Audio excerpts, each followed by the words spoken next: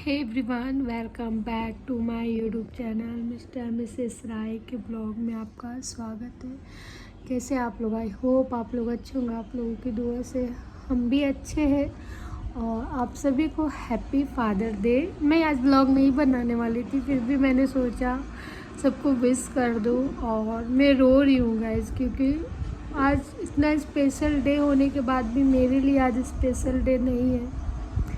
क्योंकि मैं आगे बताती हूँ। चलो, सबसे पहले आप लोगों को विश करती हूँ कि हर बच्चे को अपने पापा का प्यार मिले और हर पापा को अपने बच्चों का प्यार मिले। और आज बहुत स्पेशल डे है। मैं ये डे को बहुत स्पेशल मानती हूँ, क्योंकि मैं अपनी लाइफ में सबसे ज़्यादा अपने पापा को प्यार करती हूँ, सबसे ज़्यादा। बहुत मिस करती हूँ अपने पापा को। और आज आज का दिन मैं उनका फ़ोटो बहुत खुशी से लगाती थी। वो इस दुनिया में नहीं है फिर भी, लेकिन आज पता है 16 जून है जब मेरे पापा इस दुनिया को अलविदा कह दिए थे। जब हम बिन पापा के हो गए थे। आज वही डे है, वही तारीख है जब मेरे पापा इस दुनिया को हमेशा के लिए छोड़ दिए थे, 16 जून। तो आज मैं कैसे सेलिब्रेट करूँ बताओ ना आप लोग, कैसे सेलिब्रेट करूँ आज का दिन। लास्ट बार इस हाथ को मेरे पापा ने, और जब मेरे पापा को दम निकल रहा था ना, इसी हाथ को इतने जोर से पकड़ा था ना कि बेटा हाथ मत छोड़ना, पानी पिलाते। जब तक मैं पानी लेके आई, पानी की बूंद डाली, आई थिंक उस समय पापा की जान निकल गई। लेकिन ये चीज़ हमें और मेरी मम्मी को नहीं पता चला था। और जब हम लोग को लगा बेहोश हो गए पापा, और जब डॉक्टर के पास गए तब डॉक्टर ने बताया पापा ऑलरेडी डेथ कर चुके थे। और मैं उसकी गुनहगार मानती हूँ। मैं अपने आप को आज भी गुनहगार मानती हूँ अपने पापा की मौत का। क्योंकि ना वो इसलिए, क्योंकि जिस दिन मेरे पापा डेथ 16 जून, उस दिन मेरे पापा की तबीयत बुखार जैसा हो गया था, उनको बुखार लग गया था। तो डॉक्टर आया, चेकअप किया, बोला ठीक है, जस्ट हल्का सा फीवर है। और पापा को एक मेडिसिन दिया। फिर पापा को बोला गया आराम करो। मेरी मम्मी चली गई थी मार्केट। इसलिए चली गई थी क्योंकि 30 जून को मेरी जीजू और मेरी बहन का एनिवर्सरी रहता है, 30 जून। तो मम्मी उनके लिए कपड़े लेने चली गई थी कि, और मम्मी जैसे कपड़ा लेने के लिए गई और मुझे बोल के गई थी पापा को ध्यान देना। पापा अंदर रूम में हमेशा बेड में सोए रहते थे, तो ऐसे ही हमेशा की तरह वो सोए हुए थे। तो मैं भी फर्स्ट रूम में सो गई थी। और पापा पलंग से कब नीचे गिर गए मुझे कोई आइडिया नहीं है। और उसके बीच में ही मेरे पापा इस दुनिया को छोड़ के चले गए। जबकि हमारा पलंग ना उतना ऊंचा भी नहीं था, लेकिन क्या पता ऐसा क्या हुआ। मेरे पापा का सब बोलते किडनी फेल हो गया था, क्योंकि उनके शरीर पूरा अजीब हो गया था। नहीं मालूम यार, बहुत छोटी, बहुत ज़्यादा छोटी नहीं थी, लेकिन ना समझ थी, इतना ही बोल सकती हूँ, ना समझ थी। नहीं आइडिया था इस सब चीज़ का कि अचानक से हो गया। मेरे पापा की इतनी तबीयत, जब से जन्म ली हूँ तब से उनका देखी हूँ, तबीयत ठीक नहीं रहता था। लेकिन वो कभी डॉक्टर के पास नहीं जाते थे, वो हमेशा नींद का दवा खाते थे। पापा को नींद नहीं आती थी।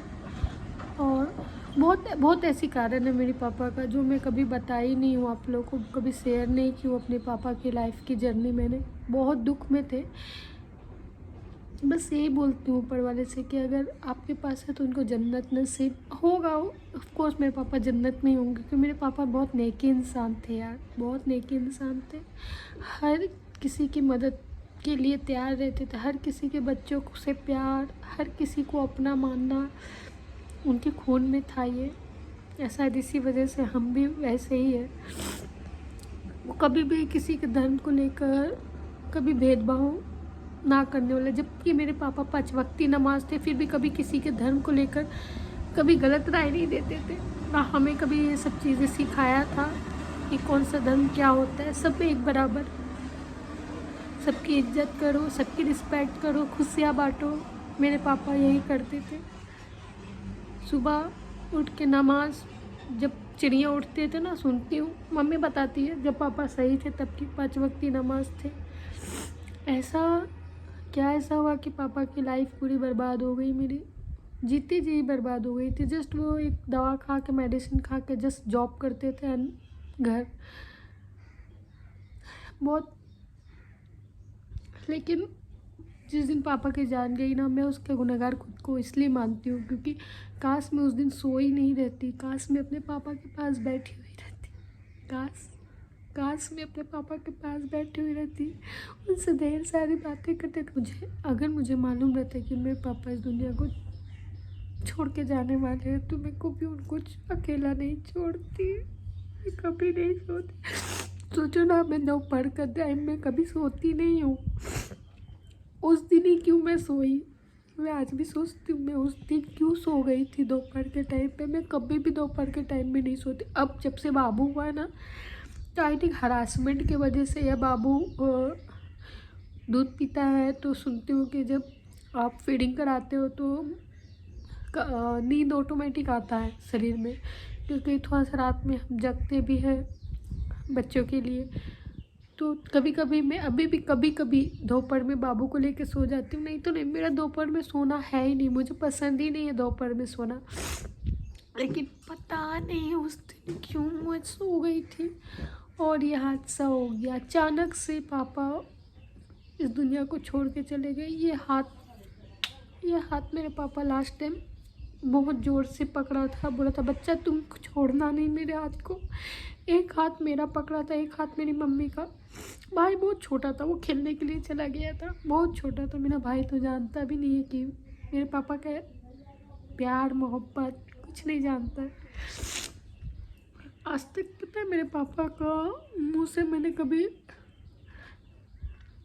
डांटना क्या होता है, एक पापा होता है ना स्ट्रिक्ट, वो हमने कभी देखा ही नहीं है अपने पापा में, कभी नहीं। मम्मी का देखा है, पापा का नहीं देखा है कभी नहीं। मेरे पापा कभी भी डांटते नहीं थे ना, कभी भी किसी चीज़ के लिए नहीं, फुल आज़ादी।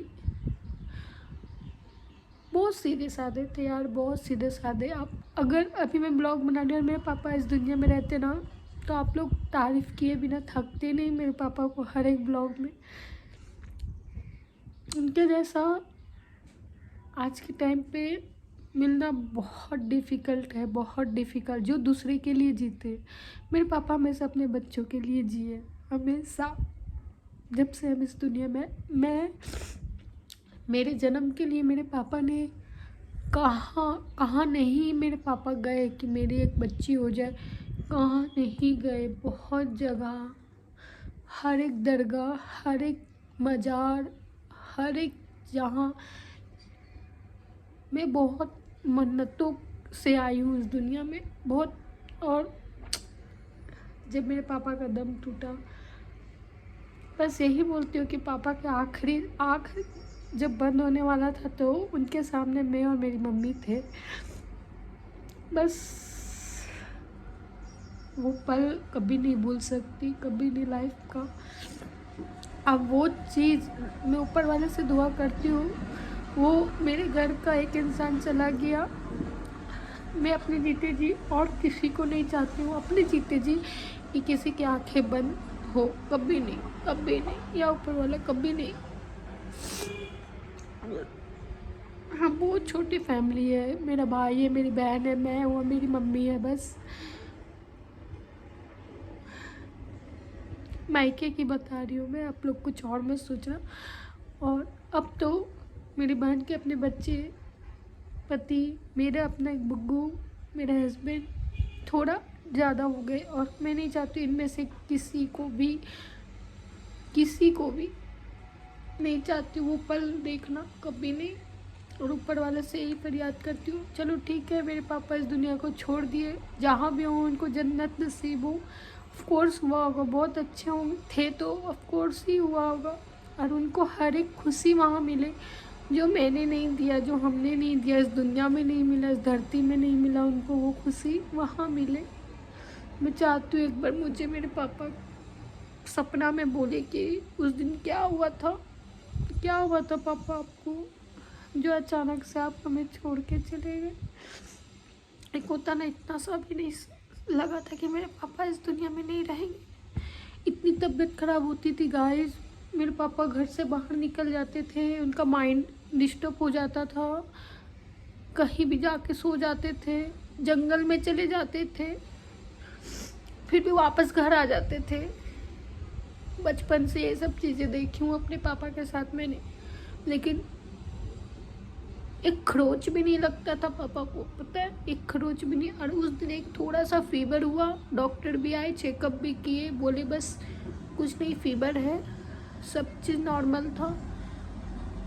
और बेड से गिरे और शाम के टाइम पे 3 बजे, हमेशा के लिए 3 बजे दोपहर था, हमेशा के लिए हम लोग को छोड़ के चले गए।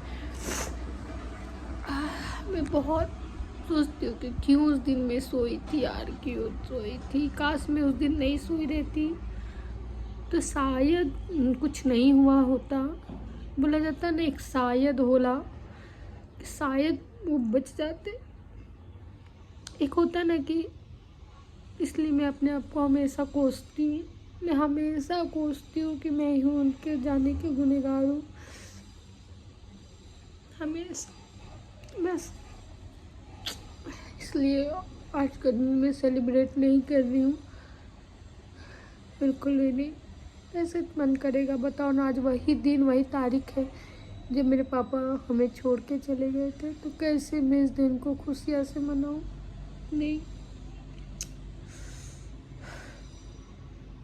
चलो गाइस, वीडियो पे एंड करती हूँ, बाय।